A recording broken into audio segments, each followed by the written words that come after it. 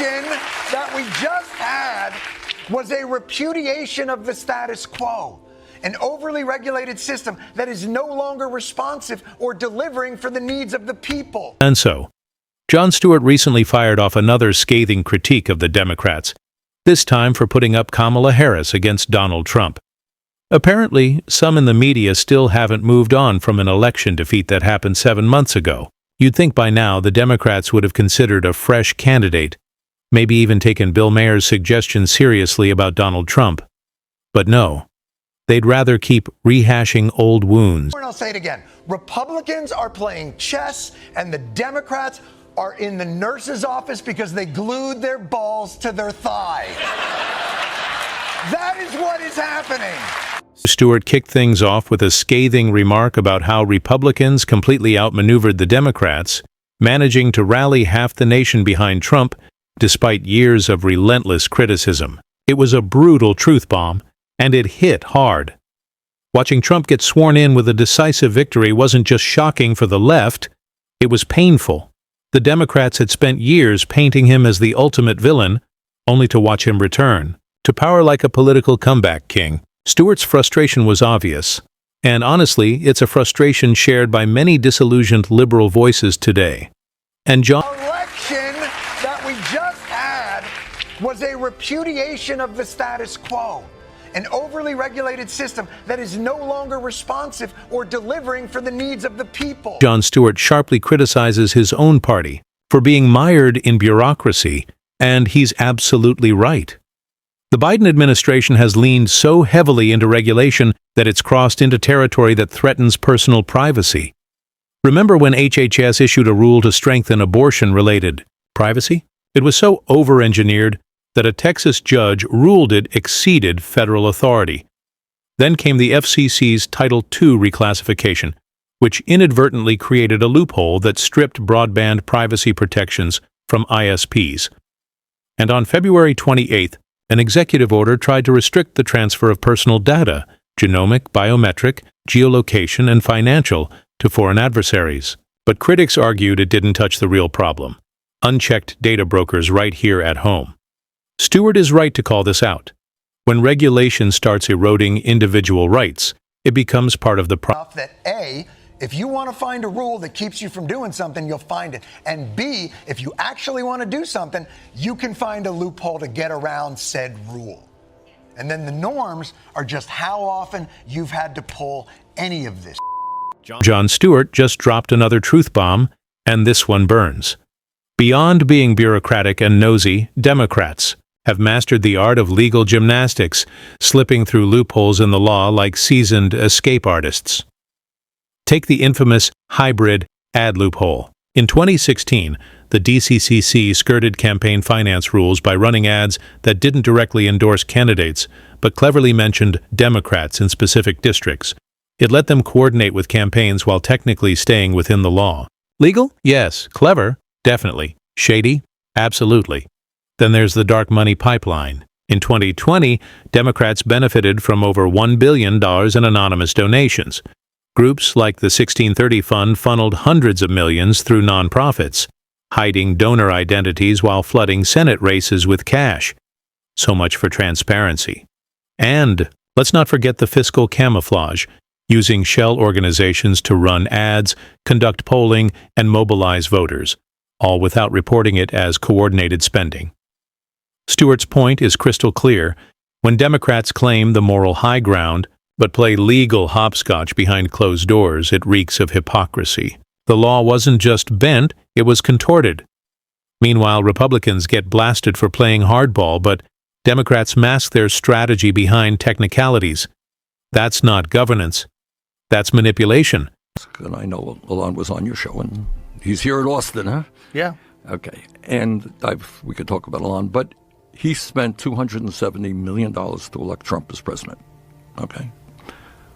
I think that's absurd that any one person... What's the most someone donated towards the Harris campaign? They spent a lot of money on Harris as well. They spent $1.5 billion just combined over the course of a couple of months. You got it. All right, let me talk about it. So Yeah, I'm not here let's just talk to say about it's that. a Republican. That's my point here.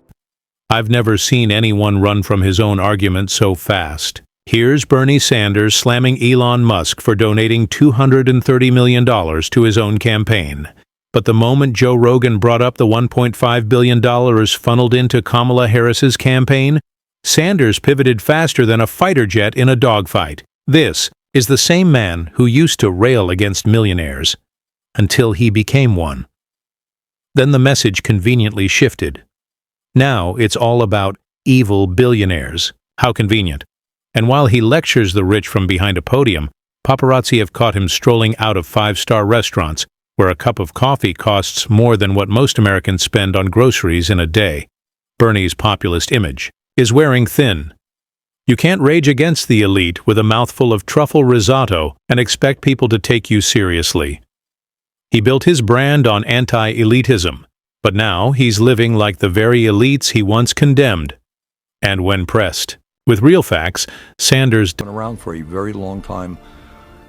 You know, they're not infallible, but I think you look at most objective people will say 60 Minutes has a sterling reputation for investigative journalism. Are they wrong? But that's not investigative journalism if you change someone's answers. All If right. you ask her a question and she comes with a rambling answer that doesn't make sense, and you edit that out and insert another answer to a different question but- that seems more cogent. All right, Joe, then you're walking down, you're walking down a dangerous path. Suing media has the impact of intimidating media.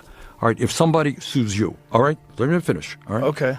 Somebody sues you, why not you? You could, Right. you could be sued tomorrow, right?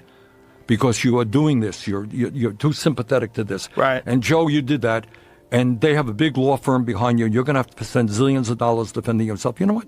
Next time you do an interview, you say, maybe I'm not going to go in that area. No, Right? but it's not that. It's editing things to make deceptive editing. Joe, So you- in deceptive editing, I don't know, you and give I- people a different perception of who this Yeah, I candidate understand is that. than reality. All right. he evades. That's not leadership. That's theater. If you're going to wear the badge of the working class, maybe don't sip imported espresso from the patio of your second home. Just a thought, Bernie. Next voice. Once again, Joe Rogan exposed Bernie Sanders' hypocrisy, and he did it with surgical precision. Sanders was blasting Trump for suing 60 Minutes, accusing him of attacking the media for simply doing their job. But here's the twist.